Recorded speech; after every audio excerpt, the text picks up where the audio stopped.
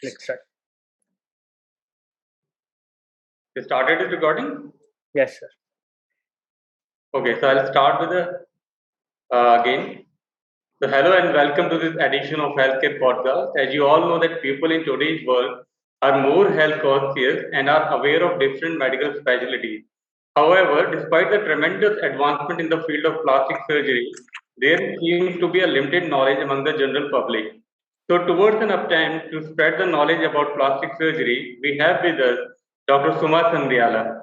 Dr. Suma is a consultant plastic, cosmetic, and reconstructive surgeon based at Hyderabad.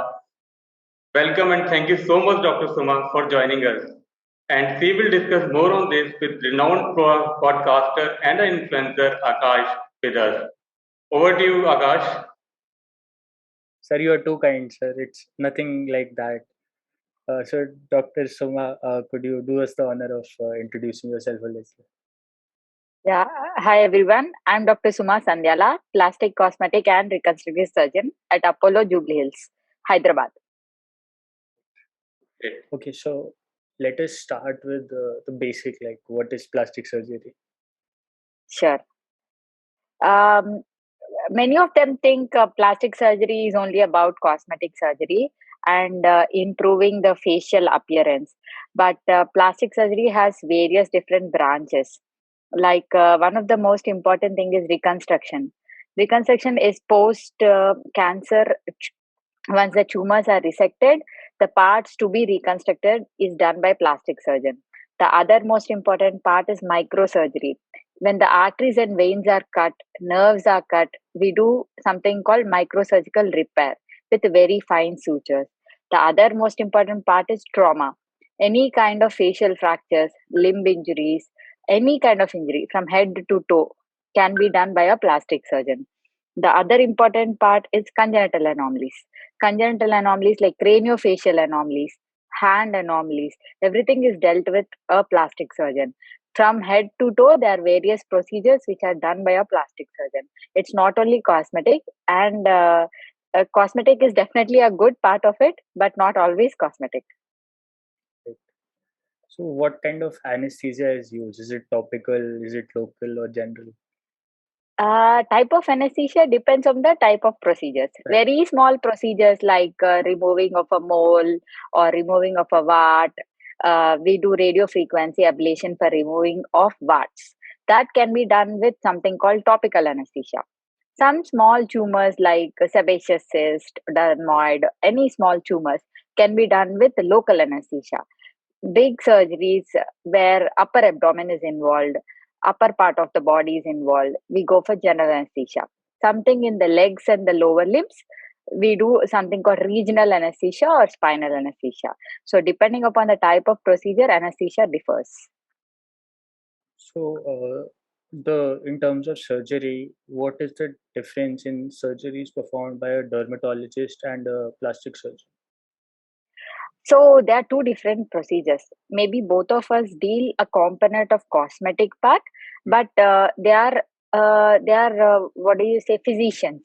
Like they don't deal with the surgical part of the cosmetic field. Like for suppose they treat with acne, they treat with scars. There is a slight overlap between a dermatologist and a plastic surgeon, definitely, but the surgical part is mainly dealt by a plastic surgeon. For suppose there is a cyst or some swelling, they cannot remove it completely because that is done by a surgeon.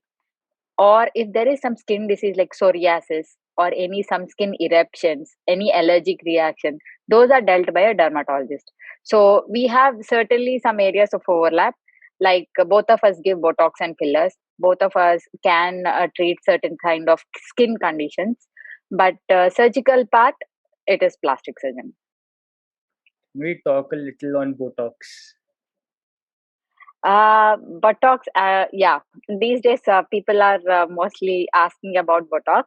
Botox is usually used in treatment of wrinkles over the face, forehead wrinkles, lateral eye wrinkles over the face, wherever it is used to prevent or temporarily alter the wrinkle appearance. And what are the other uses of Botox? We also use it for hidradenitis suppurativa. It is a kind of disease which affects certain kind of apocrine glands, which are in the armpits and gluteal region and pubic region. So in those cases also recently, we use Botox to prevent or slow down the process of the disease and to prevent recurrence. Even Botox is used for hyperhidrosis, palmar and plantar hyperhidrosis. So Botox is the most commonly used for those three indications. What are the side effects involved with injection of Botox? Botox actually side effects with Botox are not much because but it should be repeated once in 6 to 7 months. The effect is temporary, so it weans off over a period of 6 to 7 months, and then it should be repeated. Right. Okay, ma'am. Mm. So, as a consultant plastic surgeon, what is the most amount of cases that you deal in?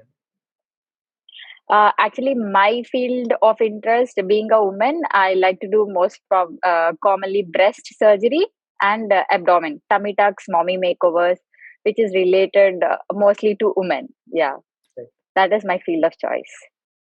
Right.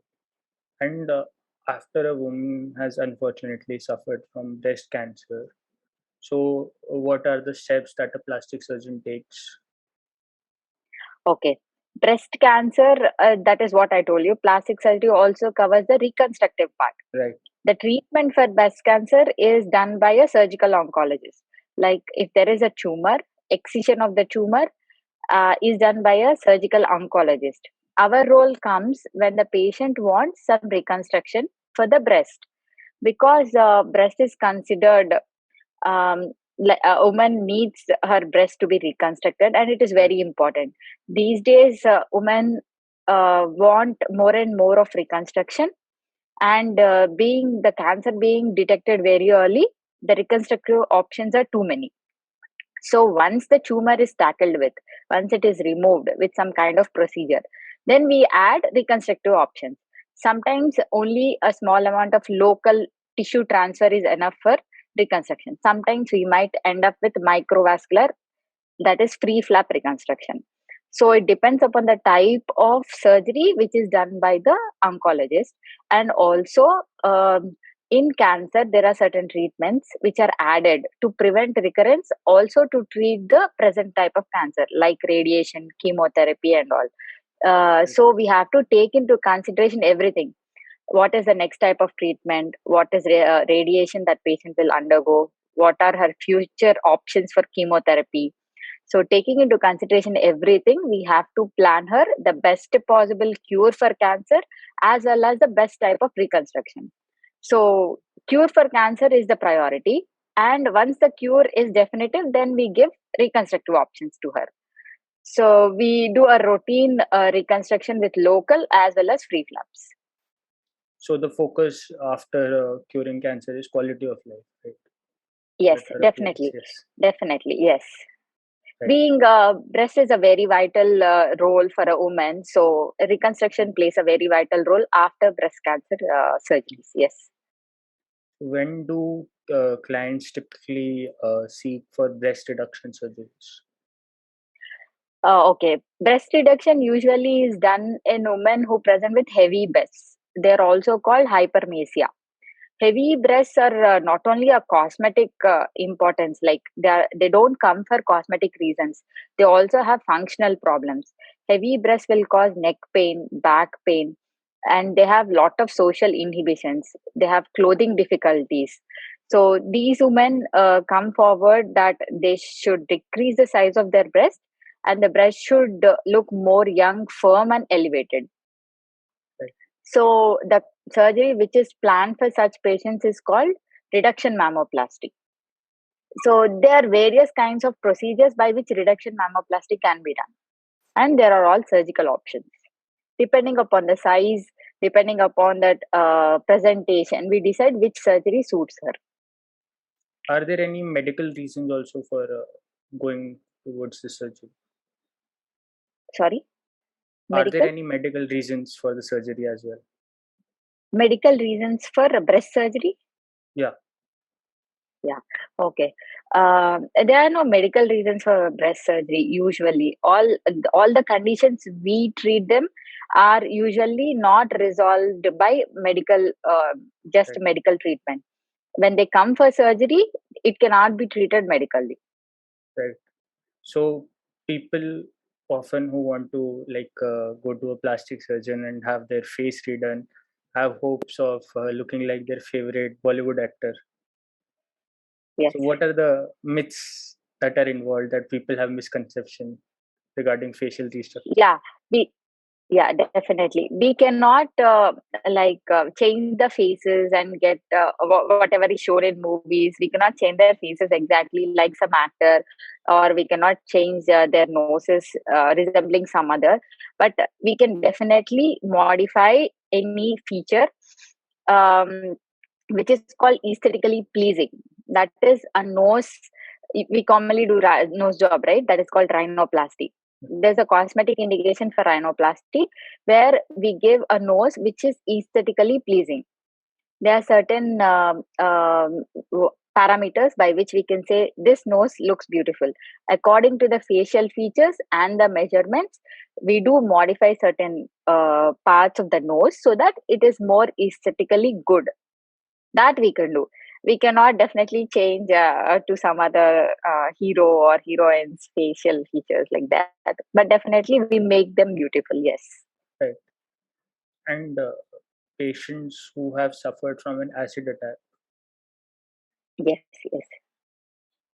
what can be done? Not Yes, not all the patients who, like, every patient doesn't present in a similar way. Some might have a few scars which are bad and they need to be modified. Some might have severe face deformities which might to be reconstructed. So always in acid burns, the first is reconstruction, functional restoration. Like if any of the function is disturbed, we have to restore that function. Sometimes upper lip may be damaged. Sometimes eyelids are damaged. If the eyelids are damaged, if the eyes doesn't close, the cornea is exposed, and they might have several kinds of eye problems. So what we do is first reconstruction, and then once the reconstructive and the functional outcome is reasonably good, then we can go for cosmetic appearance. Several procedures can be done, like scar revisions to major flap covers in acid burns as well, to give them what best appearance they can have. They cannot definitely be restored their pre-acid burn phase, but still we can help them to get a more aesthetically pleasing parameters. Yes. In skin grafting, when part of the skin is missing, so is the skin from the patient's body is removed to put on the face? Okay. For the you asked me about the face, right? Yeah. Anytime we use autograft. Yes, only from the patient's thigh or some other donor area. That is called autograft. Sometimes we can use in case of burns, extensive burns, where the patient's donor areas are also burnt. We cannot harvest graft from that area also, and there are large wounds which need to be covered. Then there's something called skin banks, where Okay. cadaver skin is harvested and stored. That skin can be used as a temporary cover. Once the wounds heal or the infection rate comes down, then we can plan for their skin graft only. That is the preferred one. But in case of severe burns where the donor areas are not available, we can go for cadaver skin. So if the patient has facial reconstruction surgery done, what are do they become more vulnerable? Like if they bounce their head to the wall, is it more likely to affect them? Okay. Not every surgery will result in such kind of thing. For suppose we are doing a rhinoplasty, we ask the patient not to handle their nose till 3 weeks. Any injury till 6 weeks, and then severe or blunt injury to the nose for 6 months. This is because we alter certain, there are certain bones forming a nasal pyramid which are not aesthetically placed in certain individuals. So we break them to make them more aesthetically pleasing. They unite in certain way. Once it is injured, again they may be misplaced. So we give them precautions. that they should not do any strenuous activities for 3 weeks, no injury till 6 months. That is there, but not every patient needs those kind of precautions. Not every case. For instance, we do breast implants. For 3 weeks, we give them precautions of no injury. After that, it is as good as a normal breast. There are no much precautions for breast implant. So there are certain procedures which needs to be taken care of, and certain procedures which are not. Many precautions need not be taken. After each procedure, we explain the patient what are the conditions that they can go through and what are the do's and don'ts of the procedure. So, depending upon that, yeah. So, Dr. Suma, what risk factor patients are not advised to take plastic surgery? Huh. So usually, before any plastic surgery, for instance, any surgery, which is electively posted, like it is not life threatening and it is not an emergency, there is something called pre-anesthetic checkup. Anesthetist will check all his or her parameters. That is important. Uh, they are the basic parameters like hemoglobin, kidney function, how is the heart functioning, chest x-ray, and these are the minimum basic things which we do before a surgery. And after, once the investigations are done, he or she will be physically examined by a anesthetist. Anesthetist will decide if he or she is fit for surgery. Only when they are fit for surgery, we take them for surgery, because this is elective surgery and it is not an emergency. So only healthy individuals will be taken up for surgery. And But this differs in case of yes. emergency. In case of trauma and all, we need to take them. Even if he has some other comorbids, we just take the risk and go for surgery, because that is important. Right, because plastic surgery is not just confined for cosmetic, right? Medical. Yes, yes. In the trauma, yeah, we have to go for surgery. But in cosmetic, we take extra mile and then we get pre-anesthetic checkups. Only healthy individuals will go for surgery. After breast surgery, is the mother able to breastfeed the child, or the functions do not work in? Yes, this is commonly asked by many women. These days, we are getting many unmarried women for breast surgeries. So, usually, certain kinds of surgeries, women can breastfeed. Like if you are placing the implants for breast enhancement, that is just below the gland. There's something called lactiferous ducts, which help in taking the milk to the nipple and secretion of milk. So, if you don't damage them, usually the milk secretion and breastfeeding is possible. So placing an implant under the breast tissue is no harm. You can do that. Certain kinds of breast reduction where some of the breast tissue is removed, that also patients will be able to breastfeed with the remaining breast tissue. But there's always a risk of not able to breastfeed with the removal of the breast tissue. In certain kinds of cancer, for example, lot of breast tissue is removed and the ducts are damaged, so women cannot breastfeed. So depending upon the type of procedure, few women can breastfeed, few cannot. Before the surgery, we'll be knowing to what extent they might have that 1 or 2% chances of not breastfeeding, and we'll like try to explain them before the procedure. Is there any counseling also provided if a person is not happy with their looks, or suffered from some trauma, or acid attack or something like that? Yeah, sure. There is we have in our hospital also, we have a separate department for counselors who usually tackle these kind of patients. And if we think that they need some psychiatric opinion, we do take that before the surgery, so that they're fully prepared for the surgery. Right.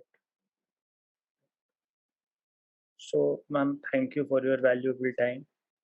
It was very informative. I'll just pause the recording. Right. Okay. Thank you so much, Dr. Suma, for joining us. Thank you. Thank you. Thank